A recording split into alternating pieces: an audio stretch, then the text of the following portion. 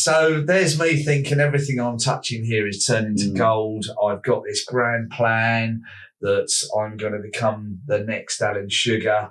I'm going to be absolutely fantastic. This is going to be it. I'm going to have 10 branches around Sussex before you know it, because I'm on a run now.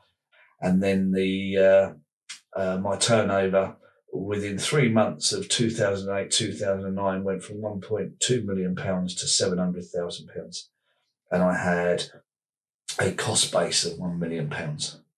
Yeah. So that was the scariest time of my life.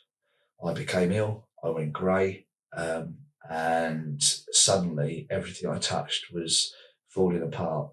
And obviously you can turn around and say it wasn't my fault, but it's absolutely 100% my fault, because I wasn't clever enough to see it coming, and I should have been. Testing.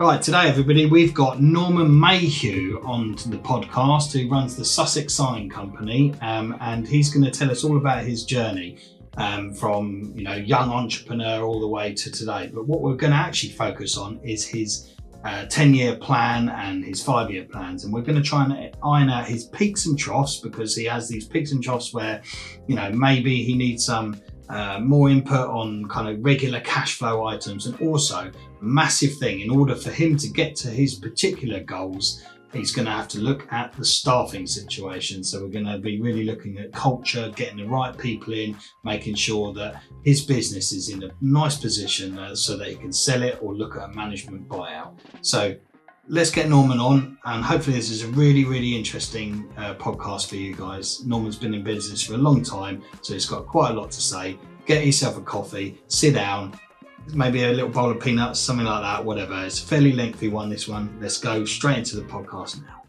Right, we've got my good friend here, Norman Mayhew from the Sussex Sign Company.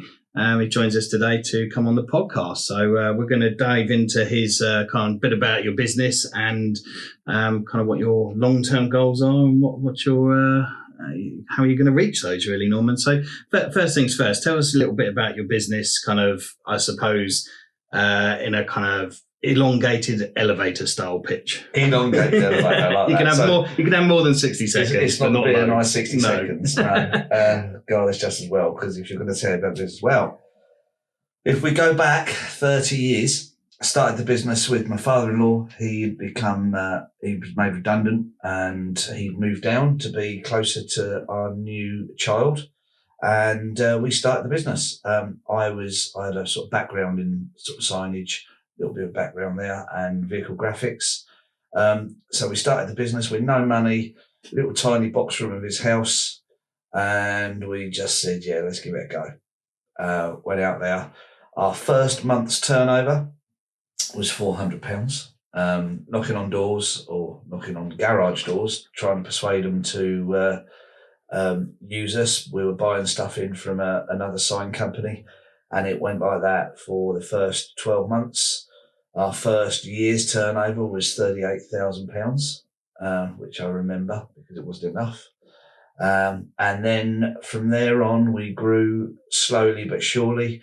Got a factory at New Haven, rented that factory for the first couple of years, grew the business to a fair-sized team, sort of 6 or 7 of us, or I thought it was a fair-sized team. But we were always chasing the profit. So every time we earned some money, we spent it on growth. Every time we earned some more money, we spent it on growth, and so on and so forth. So it was 10 years in before we sort of started making any proper money. And then even so, it went even longer, because after the first 10 years, I then went and bought one of our major competitors in Brighton called Best. They were a screen printing company. The synergy tied in really nicely with the signage side of things, because screen printing and signage goes together. And then 3 years later, Pete had retired by this time. I bought him out. He had retired and moved off. We'd bought the factory in New Haven. So I owned the factory in New Haven, and we rented the factory in Hove at Best.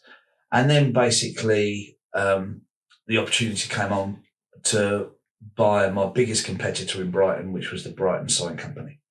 And they'd been going for a long time. They had merged in from Barden Signs, BM Signs to the Brighton Sign Company. Okay.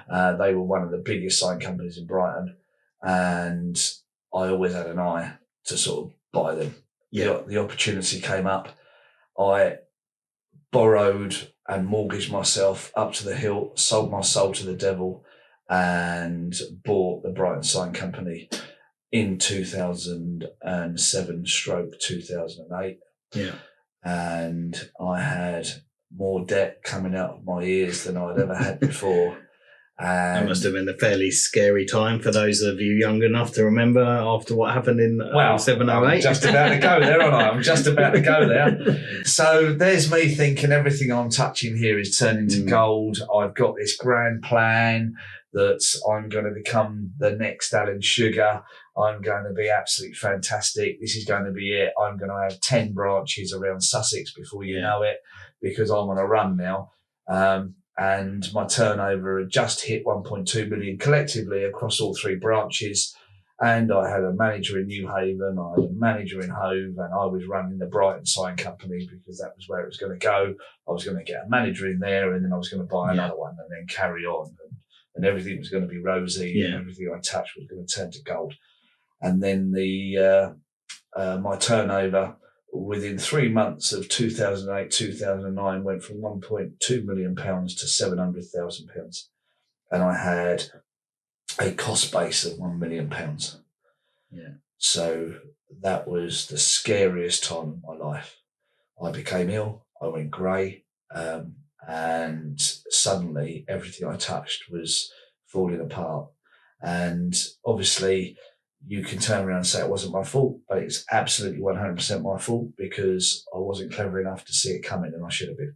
So what I did, I had a friend actually. I was right in the brown stuff, and I had a friend who I'd done some favours for before, and he bought into the company. He said, "I believe in you," and he bought into the company, and he's been a sleeping partner ever since. And he's doing very well out of it now. But at the time, everyone said he was bad because obviously we were going to go bust, weren't we? Yeah. But he knew what I was capable of and what we were capable of. And so he bought into the company, which was great. And then we spent the next 5 years, great. Obviously there was austerity, so everything was tough. We spent the next 5 years dragging ourselves out of where we were. At the end of the 6th year, I was debt-free. Didn't owe a single penny to anybody. Still owned the factory at New Haven. And essentially, we moved. At that point, we'd closed New Haven down, rented that factory out, closed Hove down, rented that factory out. And we just worked out of our main head office at Brighton, or Portslade. And we grew it and grew it and grew it. And then 2016, 2017 started getting busier again. 2018, 2019 started looking like we could grow to expand. Yeah. So I'd got the team up to 24 staff. We were doing £1.4 million. We lost quite a big contract because they became PLC. And then they went out to tender. Yeah. So that put us back down to £1 million. And then we built it back up to 1.2 million. And I went, right, okay, what we're going to do here, we're going to grow the business again. So I employed 2 new salespeople in December 2019, ready for the growth in 2020. Yeah. And then in February 2020, I started seeing a little bit of hesitation. People weren't sort of like buying like they should be buying in February, and then on March the 23rd, 2020, it all happened again, and the world went wrong again, and COVID came along, and the business was absolutely devastated. So COVID came along. It was, again, I thought that was it. We were going to finish. Boris Johnson sent us home, and I went out for a walk every single day, and I called it my walk in the wilderness. Yeah. And as I went down seafront every day and had a nice long walk, and spoke to my accountant every day. And then after 6 weeks, we were allowed to go back in the office, and we went back in, and within 5 days, we had COVID sneeze screens up on the website and floor stickers up on the website. And we started selling floor stickers. Yeah. And there was just 3 of us in the office to start with. Then there was 4 of us. Then there was 5 of us. And so for the next 12 to 18 months, everybody knows manufacturing businesses it was difficult. You know, they sent us home, they let's go back. Yeah. They sent us home, they let's go back. We didn't know whether we were coming or going. It was very emotional.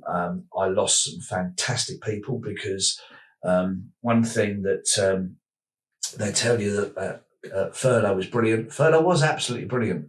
But they told us they were stopping furlough at the end of August. So we had to sack everybody we were going to sack at the end of August, which we did. I got rid of some fantastic people. And then in September, they started furlough up again, which was nice of them. Yeah. It's a shame they didn't tell us they were going to do that in August. Otherwise, I could have kept everybody. But hey ho, that was it. So essentially, at the end of COVID, I ended up with 12 people.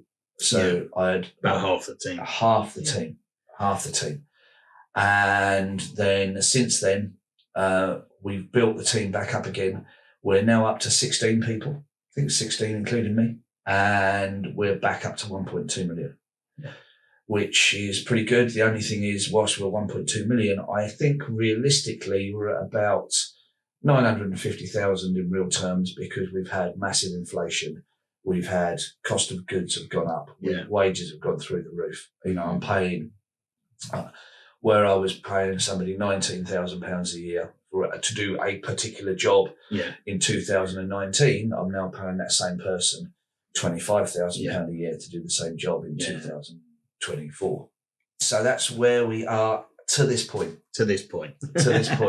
So one thing I like to ask everybody when they come on the podcast is, what was young Norman like? So that kind of teenage, coming into puberty. I'm coming into puberty. Like your kind of 12-year-old. Yeah, as opposed to during puberty. Yeah. Is that a whole new story? Yeah, up to kind of working age, I suppose. Yeah, up to working age. I was an entrepreneur. I used to absolutely love doing things to earn money. So what I'd do is, when I was a kid, I used to work down the Drove garage, which is where Iceland is now, and the range in New Haven. I used to work down there, and I used to go out, and I used to walk around the streets on my paper round, and I used to see if anyone had any rusty bikes outside. And I'd go back there after school and knock on the door, and I say, "I see your bike's rusty." And they go, yeah, it's knackered, I'm trying to get rid of it. Yeah. So I'll take it off your hands. Yeah. I used to take it home. I used to strip it down. I used to clean it all up. I used to get spray cans from Halfords. I used to spray them up, and then I put them in a Friday ad for like 30 quid and sell them at the weekends. So that was how I literally did a video on side hustles, and that's what I did at uni. I used to buy. Oh, you did the same thing? I didn't hunt around people's lawns. I bought them off eBay when people had taken poor pictures of them. Yeah. So not advertised them very well. Do them up, put them back on. Yeah, that's how I sort of like did it, and it's great. You can make an old tatty bike look pretty good, and you can make it work quite well. Yeah. And when I was poor, just after we started the company, my kids' first 2 bikes we got from the tip, and I did exactly the same thing then, and they used those bikes for a couple of years, which was great. So that was that. But as a student, I was not a very good student. I went to the local comprehensive school. It was okay, but I was, let's just say I was a little bit on the wrong side of the street. Okay. You're a bit mischievous. I was a little bit mischievous. I loved history. I loved history. So I was in a set 5, which is almost like he can't read and write and is never going to be able to. Yeah. In English, but I was in a set 1 for history. Yeah. And now, whilst history and English are 2 totally different subjects, you do need to know English to be able to understand history. And I got a grade A in history and a grade 5 in English, or a grade E or whatever it was. So it goes to show you a lot of it's down to the teachers. Yeah. And some of my teachers liked me because I was a bit of a character, and some of my teachers really didn't like me. Yeah. Because I was a bit of a character. Yeah. So that was my schooling really, and everything. I've after I left school, I started education. Yeah. And I've gone funny to college and everything. How many people come on the podcast and general sort of stereotypical thing is that during their school life, they weren't that great at school, or they were mischievous, or they didn't get on well with school. I don't know if it's like a sort of entrepreneurial trait, really, that your mind focus is somewhere completely different. Yeah. Not in the kind of normal educational space. And since school, my head or my ears are always listening to a book. Yeah. I have spent my whole. But your books have been genuinely on like business and stuff. They're not. You're not listening to Shakespeare or whatever you would have listened to at school. No, I'm not listening to Shakespeare. No. I like the odd novel, but at the end of the day, the odd novel is, just put the telly on. It's a want to fill your brain with knowledge rather than fantasy, if you like. Relevant knowledge. Yeah. Relevant knowledge. So what does the next kind of 1 to 10 years, like if you say 1, 5 and 10 years, where's that hold for you now? I mean, obviously we don't know about anomalies in the economy, COVID and so on. Well, the great thing is, so we've got what I'm calling the Great Refresh. So we've just literally Friday, new government. Whether you agree, I don't care whether they're red or they're blue. I believe we're all masters. Or yellow, other colours. Or yellow, other colours are available. We're masters of our own destiny. Yeah. The only thing I do know is that they're coming along and they want to help businesses and they want to help businesses grow. So I did a little calculation actually, which is quite funny. So I started the business in 1995. In 1997, a Labour government took over, and my turnover was £100,000 a year. And when the Labour government finished in 2010, my turnover was 1.2 million. When the Conservative government took over in 2010, my turnover was 1.2 million. And when the new Labour government comes in 2024, my turnover is still 1.2 million. Yeah. And now, I'm not saying it has anything to do with the Labour Party or the Conservative Party, but I just thought it was quite interesting. They go on about growth. And the fact is that I'm a typical business and it hasn't grown over the last 14 years. And that's where the problems are. So we have to grow. That's why interest rates have been so low, because the economy just hasn't grown. I mean, it's absolutely bleeding from billions of pounds being injected during that, during the financial crash, really, and then COVID again. Absolutely. So what's your kind of plan then? So the next 12 months. Next 12 months. Okay, I've just employed another salesperson, and I am starting to grow again. I am now looking for another sign fitter to fill the gap that the salesperson has done. I have a 5-year plan to grow the business to £2 million.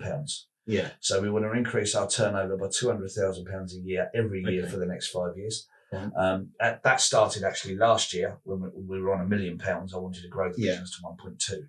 So it's quite a big ask. Well, it's certainly a big ask in the first 3 years because it's quite chunky monies. Yeah. So I'm looking to expand and grow the business. When we get to 2 million, we will have 27 members of staff. Yeah. We are looking for another vehicle wrapping bay currently around the Burgess Hill, Sussex, Hayward Heath area. And now we don't know whether that's going to be a vehicle wrapping bay, as in a shed in a field. Yeah. Or it's going to be a vehicle wrapping bay come sign company, as in a factory in an industrial estate where we can sell signs from it as well. Yeah. So we're expanding back to where we were back in 2000 and sort of like 2008, getting another branch. Okay. Because what we found is that whilst people will buy signs off us if they're in Eastbourne, people won't necessarily want their van sign written. They won't drive all the way from Eastbourne to Port Slade to get their van sign written. They want to just go to a local unit. So we need these units to be able to expand the vehicle wrapping side, because we're known to be one of the best vehicle wrapping companies in Sussex, and we need to grow that. So that's sort of like the next year to 5 years. Yeah. And then I've got my management team set up, which is quite cool. And once the management team is there and they're sort of like the next 5 years, they've got to learn all the things that they need to learn to be able to run the company. which they're doing a lot of anyway. I've got a good management team structure. Yeah. Once they learn properly how to run the company without me being that at all, I'm then going to go part-time. Yeah. And then for the 5 years, between 5 years' time and 10 years, I'll probably go down to 3 days a week. Yeah. And then in 10 years, I'm retiring. So the business will be sold, hopefully for a management buyout. Yeah. And then I'll retire. Whatever at that stage. Yeah. Okay. So to summarise, I suppose the immediate goal is to get it up to £2 million turnover. And then, and what would be the profit margin on that? What, about 10% or something? Between like 7 and 10% profit, net profit. Yeah. And then spend the preceding 5 years making sure that the business is in a kind of fully operational. Yeah. You're not working in the business; you're working on it. So I I'm suppose sort of there now. Yeah. I don't fit signs anymore. No, I don't fit vehicles. But you're like the master marketeer of the business. Though, I am the master. So you need to find someone to replace you. I have engaged a marketing company. Yeah. At the moment, which we're working quite closely with, and then as I go more and more part time, they will take on more and more of the marketing side of stuff. Are they going to do? I mean, for my dealings with you, you're like the marketing person, but you're also like the business development manager, come salesperson. Yes. So, is there presumably within that team of 27, you're going to have to find someone that's going to be the new Norman, essentially? Yeah. Well, I have. I've just promoted. Actually, one of the girls that I employed just before we crashed and burnt at COVID. Yeah. She's just become the new sales manager. Okay. I've then got 3 other salespeople. We need to grow that to effectively 6 other salespeople over that period of time. And then we will have a business development manager. Yeah. So that business development manager will be the person who does what I do, go out and press the flesh, do the networking, do stuff like this, make sure that we're focused. Presumably look for things like your Burgess Hill site. That might be an acquisition of somebody up there who maybe is a small business. That's the sort of thing. Yeah, okay. So what's going to stop you getting towards your 2 million then, or what are the financial crisis, COVID.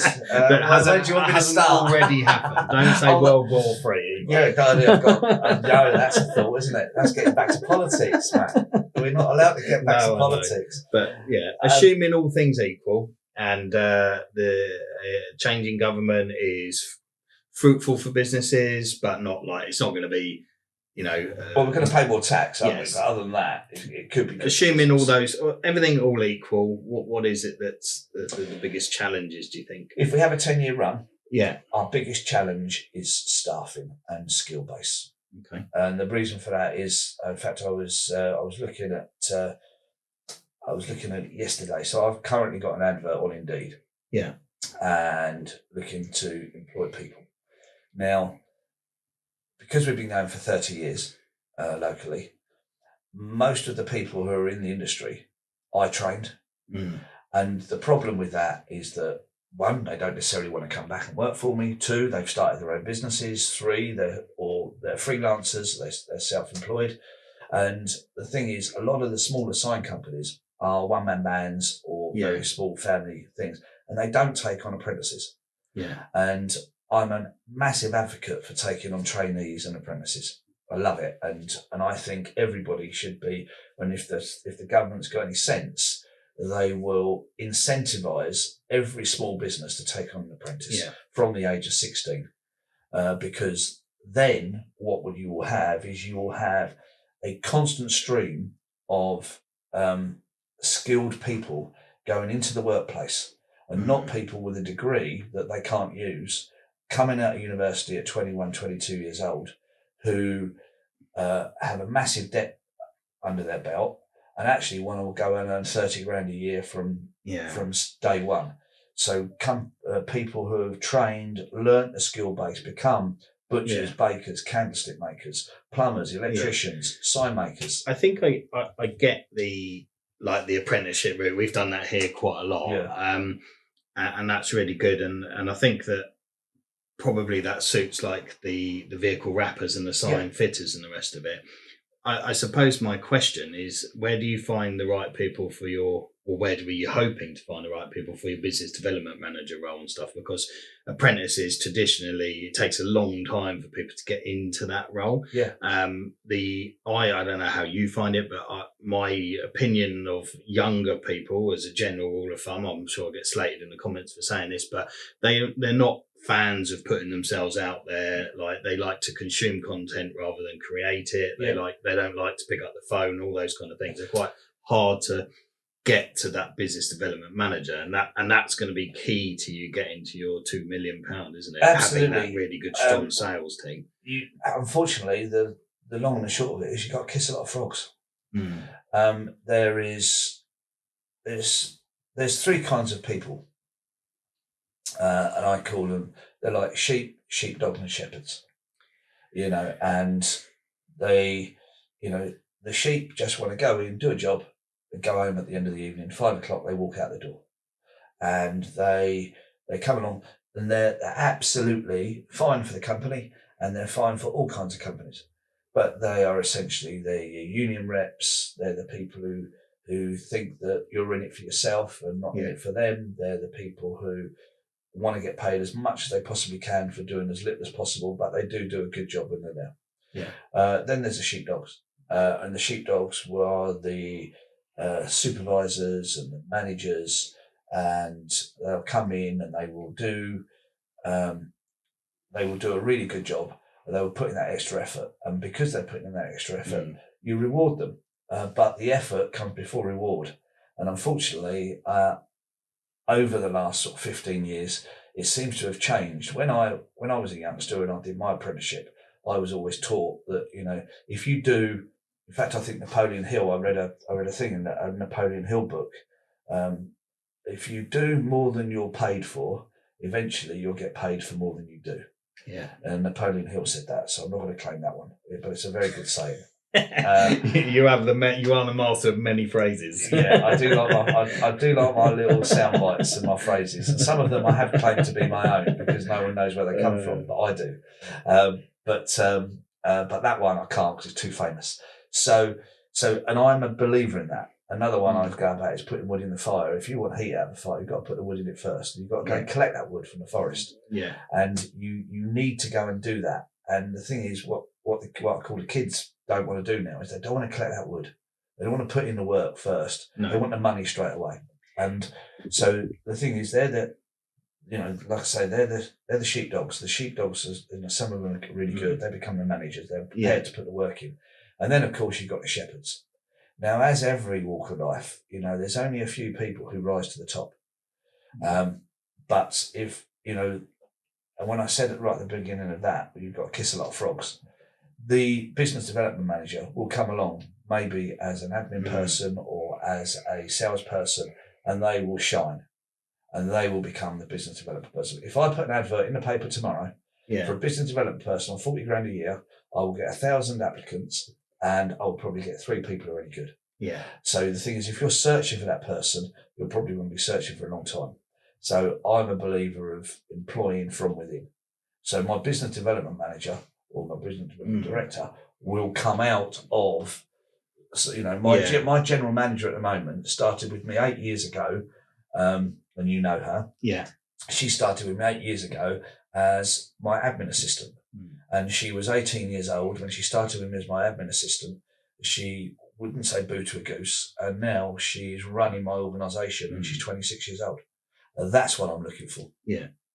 And I think promoting from within is like really key to most businesses that are successful. It can be inherently difficult if you start inserting people halfway up the hierarchical structure because they come in with their own ideas and changes and the rest of it. My own experience of it is sometimes like you can be a little bit blindsided by that journey, and you think this person is the best for your business, and actually it might be that person has 90% of the skills, but that 10% is the thing that really drives the business forward. Selling and that pizzazz when you're at a meeting and that ability to find a solution to many different things. I mean, do you take this lady with you to pitches and things like that? Well, and not stuff yet, to learn. but you would do. Yeah. So the thing is, My general manager, for instance, Maisie. Yeah. Now, Maisie's been on a journey, and we realised we were working really well together in COVID. Yeah. And then I started listening to what she was saying. She then realised that I could actually be spoken to, and I could actually listen. Yeah. I could actually listen to her, and I'm not this. They broke down the shield. Yeah, I'm not this ogre sitting in the corner, which was, Yeah. she was led to believe by the previous manager that I was this ogre sitting in the corner, and actually she had an opinion, and I valued it, and I listened, and then obviously listening to her opinion, I realised that actually not only has she got an opinion, she's really bright.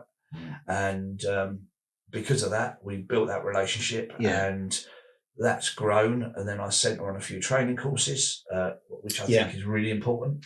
And then out of those training courses come ideas, and then from those ideas we develop them, and then she goes on more training courses, and out of that comes more ideas.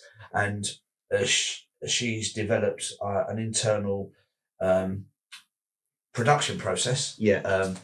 For want of a better word, I don't quite know what I'd call it, but and it's absolutely brilliant. It's all on Teams and SharePoint and everything. It's all this technical stuff that you got on these computers nowadays that I'm too old to sort of like get to grips with. But it's absolutely transformed our business.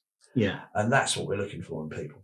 Okay, and just to sort of move on from that, was there any other things that you think are going to stop you from reaching that 2 million goal, other than the staffing? As a general rule, cash flow is good, or is it? Cash flow's okay. You get peaks and troughs. Peaks and troughs. Cash flow's okay. Can be a little bit tight, but essentially we are trying to keep on top of it. Since COVID, we take deposits on all the jobs that come in, which helps with the cash flow, and then keep on top of the debts, which is important. But cash flow is tight, and growing any business, cash flow. So I might have to. I think that's quite important. That that deposit thing. It's funny because I remember when you started doing that, and I thought, well, it's an indication. But I'd hazard a guess when you've decided to do that. It is a scary moment when you think, oh, we're actually not going to win so much business because you're asking for some money up front. What does that send at the end of the? To the end user, if you like. But you've carried that on now, though, haven't you? It's a standard thing. Nearly 5 years. So. Yeah, it's a standard thing. We started it because of COVID. When we went into COVID, we had £90,000 owing to us. And no one paid. No one paid us for 3 months. Yeah. Wow. And at the moment, we've got money in the bank because people have paid the deposits. Yeah. So at the end of the day, and we trade through that. That's how we trade. I think that's like a really good way of dealing with peaks and troughs. There are several ways, but one is creating that kind of like depositing scheme. As long as you don't spend the money and then not deliver, but you've got that in the bank to fall back on. You've also then not having to fund all the products that you're buying all the time. That's the idea. Because their payment terms might be slightly better than what you're offering the customer, but there's often not a lot in it. Or slightly worse. Yeah, 45 days and you're offering 30, so you've only got slightly worse, you're in trouble. Yeah, exactly. But there'll be a lot of people out there that will watch this bit of the video and they'll think, but I'm scared to do that because it's not something that I've done before, and I'm worried that you'll lose customers. But I think that if you explain it to them in the right way, they'll respect why you're doing that. Yes, I've never taken deposits before. Yeah, and it's one of those things where you needs must at the time. Yeah. But now it is just our standard terms and conditions. Yeah. We take a 50% deposit with the order, sir. Yeah. Madam. And then the balance payable either on 30 days or on completion, depending on what your contract is. And the only exception to the rule is when we're working for people like the NHS, who we can't take a deposit of, so we take purchase orders. Yeah. And it works. Yeah. And because of that, we manage the cash okay. It's still scary sometimes because you've got the VAT, the wages and everything, and then you look at how much you've got in the bank and you think, well, that doesn't add up to that. So how am I going to pay that? And then suddenly tomorrow you get a nice deposit in and that pays that. And that's it's how DFS work. Yeah. Indeed. Yeah. I really hope you enjoyed this podcast today, and it's been a really, really good listen so far. But if you want to get on this podcast and come on the show, it's totally and utterly 100% free.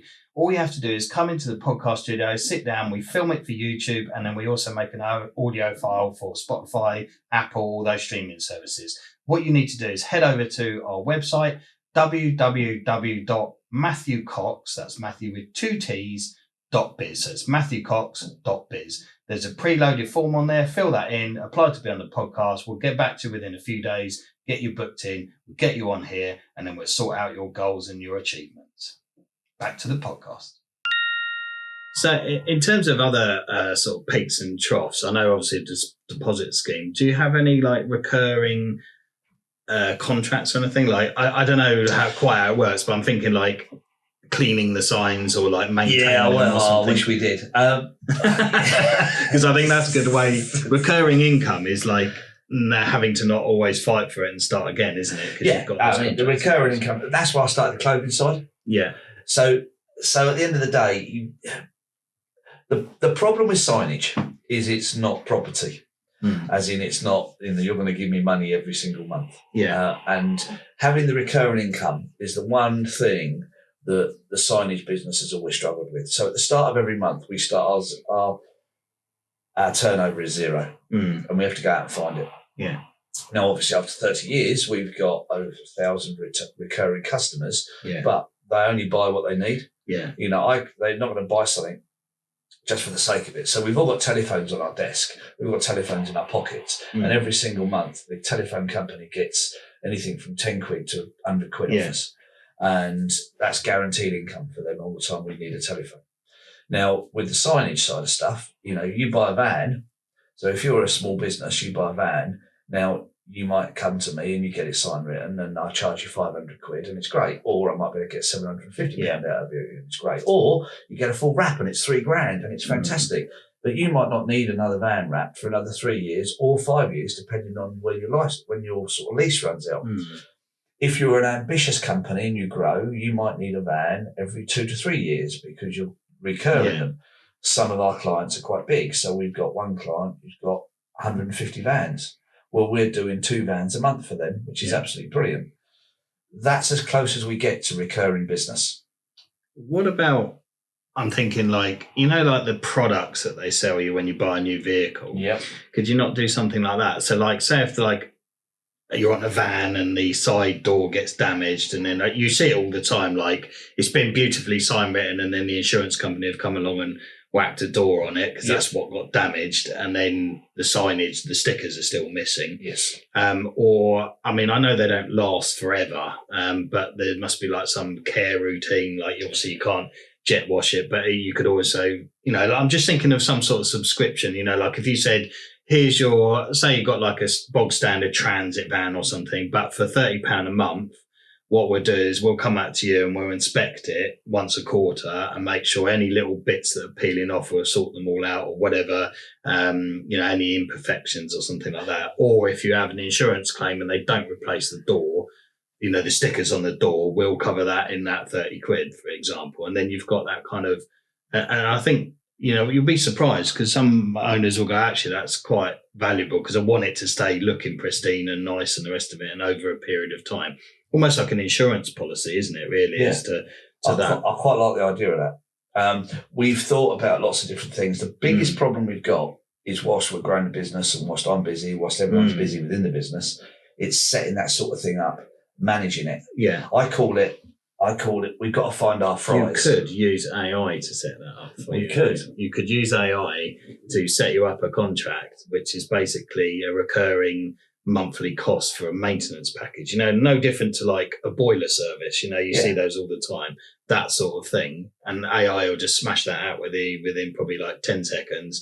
And then you need to then read it and maybe do a bit of editing. The contract bit's easy. What the problem you've got is getting the salespeople to sell it. Yes. I call it find our fries. So McDonald's. Another little. Another little. I feel like I've only got one or two. Yeah, another little Norman anecdote. You've got these things. It's because I've read too many books. You see that?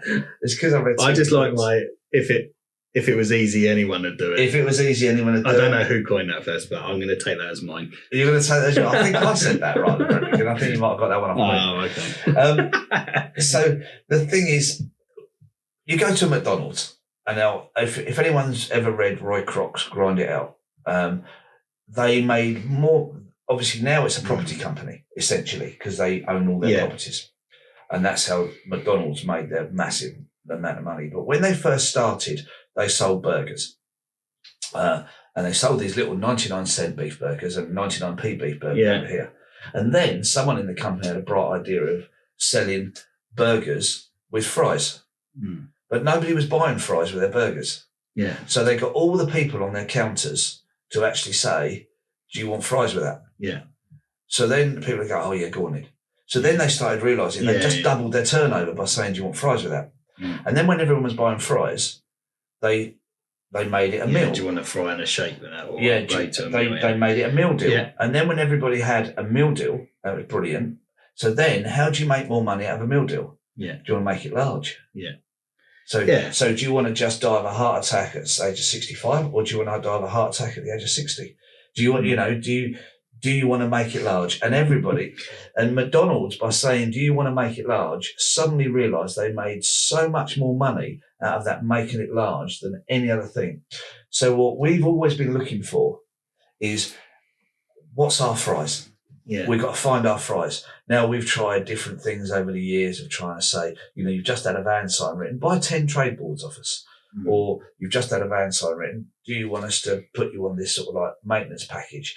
Now, the gut feeling for people is that they go, no, but then it's managing it. But I quite like your idea of what you were saying there. So I might take that back. Yeah, I think that if you can get a few of those, and especially I think, you've done a few of our vehicles. If you said to us, they're different, if you had a whole wrap, it's a different price to maybe the guy or lady that just has their telephone number written on the side or whatever. They're all different levels of packs, aren't they? You could have a bronze, silver, gold. Insurance pack. Yeah, people understand bronze, silver, gold. We use that a lot here.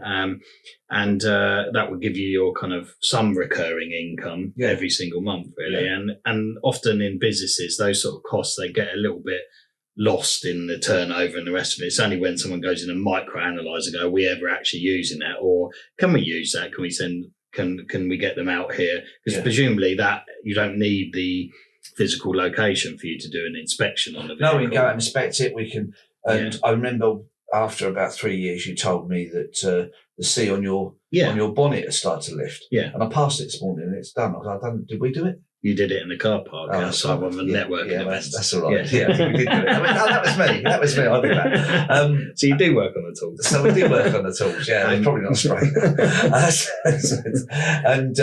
And so that gets done. Yeah. But that could be part of it. I'm just wondering. Maybe I'm thinking like I would think if somebody said, "Do you want to take out our repair insurance?" And you go, "What does that mean?" Well, it's £10 a month.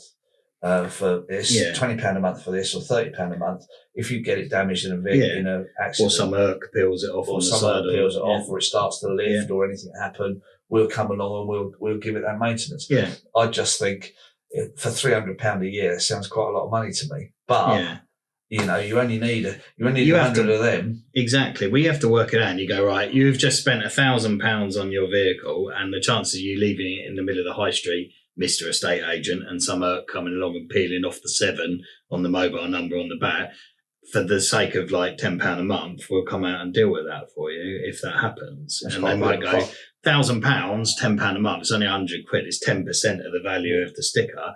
And the stickers are not, you say in the average lifespan of them before they start looking a little bit tatty is 5-6 years or whatever it might be. I think you'll find most people, for a small fee, if you make it £30-40, I think then people will get turned off by that because they just think that's going to add up, and how much of that before I've actually replaced the sign. So your £10 a month's £100 over 10 years, it's £1,000, which is the cost of the sign in itself. Yeah. But they're likely to make 1 or 2 claims probably, aren't they? Yeah. But then it doesn't matter. We can do that. So, but that's quite a good idea. And we could do that. Obviously, the maintenance side of the signs, I've dabbled at maintenance before. But to say to somebody who has their signs done, if it's an illuminated sign, any illuminated sign that we do, we offer a maintenance, which is £25 a month. That means we'll come out, wash it once every 6 months, make sure it's all right, do a proper tug test for health and safety. Yeah. And that just costs £25 a month. Yeah. But the trick is, would people do it if it's not illuminated? Would they still? So for it's instance, about how you sell it to people, I think. I don't think you need to worry about whether it's illuminated or whatever, all those kind of signs. It's about how you sell it to people. Like if you've got a non-illuminated sign, you go, look, you've just spent £3,000 on your shop frontage. Who's going to get up there and clean it? Because you aren't going to get your staff up there. There's health and safety implications and the rest of it. Window cleaners don't know what they're doing. They use a brittle brush and they'll scratch it all and the rest of it. So it's how you sell it to people, isn't it? And that comes back to your staffing and your selling ability. So do you think £25 a month is something that people would I think you have a kind of fixed price for square footage of sign front, because there's like a small shop and a massive shop, isn't there? Yeah. So you've got to have some kind of perimeter to it. But obviously there's a cost benefit. If you're a large sign, it costs the same to send someone to site, doesn't it, to do it? But then you've got a job for someone. They're tootling around Sussex, going around, and on a first Friday of the month, it's sign cleaning day, and they do like, I don't know, 10 in a day or something. Yeah. You know, because they're rocking up and just giving it a good wipe over and a clean. Well, a good wash. That's the thing. Because especially where we are, people are always phoning us up saying, I'm a sign that's knackered. We go down, it's full of salt. But I think the thing for me is it's about installing in your staff. Like I reckon you could sell that. Yeah, all day long. But can anyone else sell it in your business? That's the thing, isn't it? So I suppose to kind of summarize, like for me, for my advice, or the medicine, if you like, I would say just a couple of things. So like look for those reoccurring monthly things. So you're not starting always at zero. Try and get those kind of insurance type based products in line, so that you've got something coming in all the time. You're not always starting from zero and fighting from square one. And I know you know that, but I think hopefully that's a good idea. But there'll be other things as well that you can do in there. And then with the staffing, I thought of something. It's something we're going to do actually, but and it might work really well for yourself in attracting maybe that kind of younger talent, maybe not the management side, although you could touch on that as well, is we've changed, or we will be, Julia's doing it for us, our like careers page on our website with the Charles Cox one. So no longer do you go on and you go, hi, if you want to join Charles Cox, like we've got jobs in accountancy, this is the sort of thing you can expect if you want your CV or put over to us. What we're actually doing is we're turning the whole thing on its face, and we're doing join the waiting list. So if you want to come to work at Charles Cox, this is what you're going to expect. We're going to do a little video. It's only going to be about 30 seconds to a minute long, about all the funky things that we do here. So we're not just a boring conservative style block management property company. We do podcasts, we go out networking, we have a beer at 5 o'clock on a Friday, all that kind of stuff. Stole that off, mate. I did steal that off of you, but there's nothing wrong with that. I take it as a compliment. So all those things that we do here that are cool, that give us a USP from a staffing point of view, not just from a customer point of view. So then people will then be like, oh, I'd actually like to go and work there. It sounds like a really cool place. It's growing all the time. They're opening these offices. They've got these podcast things. There's lots of opportunities for me to do that. So, and then we'll say, if you want to come and work here, join our waiting list. And, we'll have at any one time, maybe 20, 30 CVs on a waiting list. But the real good thing with that is that those people have actively sought you out and they wanted to join your waiting list. And rather than just a whole bunch of CVs that are just sat on the side, like you say, really one in 40 is good. Yeah. Here, all these people have actively watched your video and went, I want to work there. I wasn't even looking for a job. Yeah. But if I ever am, I want to join that waiting list, and it creates that scarcity, doesn't it? Like, I want to be on that. Where do I sit on the list? Am I going to? Of course, you're going to interview them all, but create some kind of like nuss about your business, really. I think. So, I think that's a really good idea. And well, because you've got a cool business, like you can make a really cool video of fitting signage, the office. You go to events and networking and stuff. I'll tell you what, to be short and snappy. Yeah, I'll tell you a question I would like to ask you, and it'd be quite interesting to maybe you should be off air. I don't know, instead of on air. Let's go for it. We can edit it. Yeah, maybe as long as it's not politics. Yeah, no, it's not politics. It's not politics. Although we can talk politics one day. We do another podcast. Okay, that'd be quite good. Although you shouldn't talk politics in a podcast. No, which is quite interesting because otherwise you get loads of haters. Yes, haters or lovers. Haters or lovers. Yeah. Wages. Yeah. So I've already explained to you that I'm paying oodles amount more for my team than I was before, which is great. They all deserve it, which is absolutely brilliant. The only problem is they all deserve it, but my customers aren't paying any more money, therefore I can't afford it. So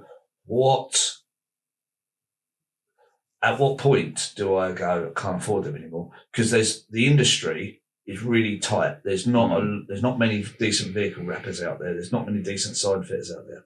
So I don't know, you might have a sign fitter come and say, I can work for you, but I want 40 grand a year. Yeah. Well, I can't pay 40 grand a year unless I put all my prices up crazily. And then I'm not going to get any money because all the one-man bands are out there working out their garage doing it for half the price that I'm doing it for. But you tell me, blimey, Norman, that car you did, somebody told me you could do it for 600 quid and you charged me 900 quid. Yeah. You think I'm ripping you off, but I'm not. I suppose it's the kind of market that you're going to go after because you will never compete with the guy doing it out of his garage. No. We've got the same problem. There'll be one or two man bands doing lettings, building surveying, all that kind of stuff. I can't compete with them because they don't have any overheads or whatever. So you're not in that space and you can't compete with it at all. You're in the kind of proper established business. You'll come and collect the vehicle. You'll bring it back. We'll do repairs on site. You've got all the system. It's not some guy's garage around the back, who then goes on holiday for 2 weeks and your car's stuck in there. Again, there are selling points, aren't they, to those things? Like we say, there's often we go, oh, I found a quote and they'll do it for about half of what we're doing it for. And I'm like, okay, well, that's fine. But what happens when Fred goes on holiday? And he's on holiday for 3 weeks, or he's out at a meeting, who's going to answer the phone, to deal with your lettings or whatever it might be. So that is about that sales force. Yeah. And it really depends on where you're going to aim your business in the market. Are you like the Mercedes-Benz or are you a Volkswagen, as to what kind of price you can get away with and what reputation? I'm guessing you're kind of sitting in that kind of Audi, like you're more premium than the guy in the garage, but probably more premium than some of your competitors. When people say to me, if it was a car, where would you be? I always say Audi, BMW. Yeah, exactly. Yeah, it's funny that because it's regarded as like silver. No one ever says Mercedes-Benz because they've got like an establishment thing, haven't they, or whatever. Yeah. But no one ever goes Rolls-Royce either, do they? Well, or sometimes they say Rolls-Royce. The trouble with Rolls-Royce is that Rolls-Royce are great, but you don't sell many. No. When you do sell them, they're really expensive. Yeah.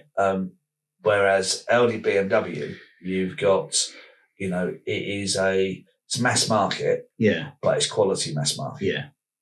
So you're aiming at that Audi price, and people will expect to pay more for an Audi than they would do for a Volkswagen, even though they know in their heart it's still part of the same group. In fact, Skoda's Audis, aren't they now? Yeah, well, the Fabia is basically an Audi A3, I think. Yeah. Someone correct me if I'm wrong on that, but they're similar sized cars, but their price bracket is completely different. Although the quality, it does dip. Like if you go and look at a Skoda, it's not, they don't get that squishy, nice feeling on the doors and around the steering wheel and stuff. And those are the things that are your sales point. So when you say to your customers and that, when I presume you ask for feedback if you don't get a quote or whatever, and they'll say, oh, we went to 3 people and you weren't the cheapest. And then you feed that back into your team and go, we're constantly told we're not the cheapest and we don't want to go into that market. But what we need to do when we're sending the quote, we need to justify why it might be more expensive than the other quotes from day one, so that when they're reading the quotes, they're not just looking at the bottom line figure. No. They're like, actually, they've said all of this is included, whereas the other ones are just went like vehicle wrap and here's the quote, like nothing else. Like you've expanded upon what your offering is rather than just doing that. And that will allow you to justify any price increases because wages are hard. Ultimately, we had the same thing. Like everybody's wages went up and I was like, I can't afford to pay that. It doesn't work on the model. So we had to go back to some customers and say, look, the choice is either we don't manage you anymore or we put the price up. Because if I don't manage you, I then don't need the staff. Yeah. Or you pay more and I can have the staff. So those are the choices, basically. And a lot of them were like, well, we'll look around. Well, they looked around and they gave presto. That was what the market was doing. So therefore, everybody else was doing the same thing. You'll always find somebody that's not doing the same thing. But if the market's going, wages are like this and therefore you need to bring your prices up, that will be across the whole market, whether you're in the Skoda or the Audi price bracket. And I just constantly monitor that feedback and then try to make sure. It's like ours. A lot of people said, or it's quite a lot of money. We do it for like block management, for instance. Yeah. Block of 6. We do it for free at the moment. How much is your fees? And we'd say, a minimum fee is 1,500 quid, but that starts at a block of 4. So yours is £2,000, for instance. And they go, well, that's quite a lot of money. Now what we do is we go, it's £2,000, or per person, it's only £22 a month. So that they look at that and they go, I forgot it's divided by 6. I thought it was £2,000 each. When it isn't, it's for the whole block.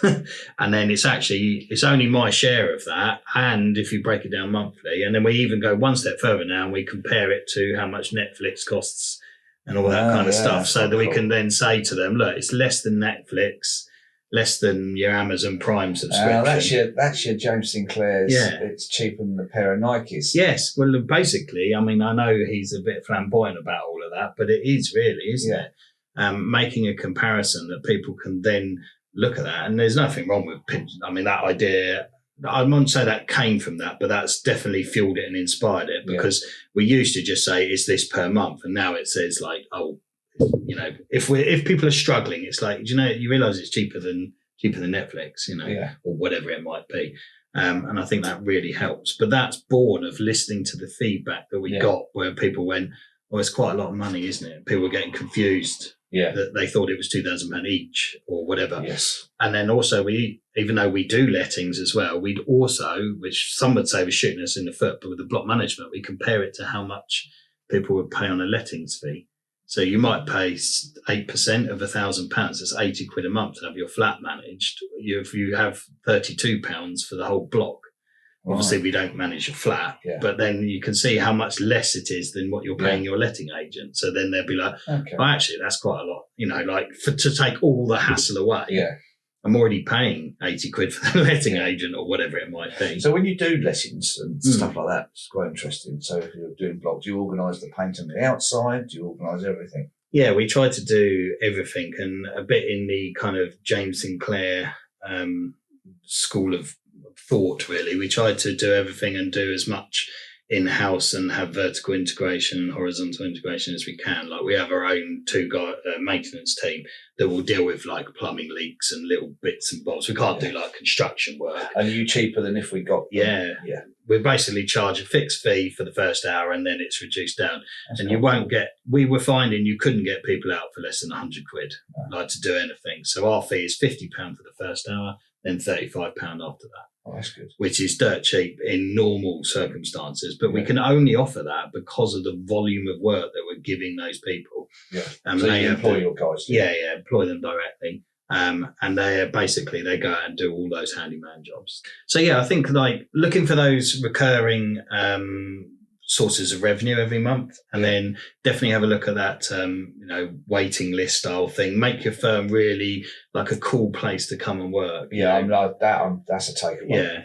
That's a good takeaway. So I think that's kind of covered your points, and I think if you do that successfully, you can get to that £2 million I hope so. valuation, and then you can. You've got to keep opening more branches. That'll to keep you in business. Okay. So, was there anything else that you wanted to discuss? Obviously, you had that one question about that. So. No, I think it's been good. I've really enjoyed it. Thank you. And I'm buoyed up. I've not done anything like this before. I'm quite buoyed up, and I'm quite looking forward to getting the teeth into things. Like I say, the big challenge I've got at the moment, looking for a sign fitter. So if you happen to bump into one, pass him my way. Okay. And so how do people get hold of you, Norman? Sussex Sign Company, sussexsigns.com, or literally, I won't put the phone number out on this, but if you go to sussexsigns.com and you'll see us, and just give us a ring off the phone number, and then one of my team will be very happy to look after you. Brilliant. So if anybody's in that space, they're after signage, stickers, laminated things, COVID screens, if anyone even needs COVID them. screens, no, if not anybody COVID needs I've had my fill of COVID screens. If anybody wants any shop fascias, vehicle sign writing, premises, digital prints on walls inside, anything that's sort of like really funky, and obviously clothing, which is something we didn't touch on, but we do clothing as well. Okay, brilliant. Well, thank you very much for coming on the podcast. Thank you. It'd be good to see in maybe a year or two's time, see where you're at, really. I'll come back and tell you if I've managed to get on target. Yeah. Because like everything, it's going to be ups and downs and ups and downs. We don't know. I wish I could go from 1.2 to 1.4 to 1.4 to 1.2, but I know it'll be 1.2 to 1.25 to 1.46. Yeah, it won't be as linear as you think it will. Unfortunately, I've been doing it far too long to know that's not going to happen. Brilliant.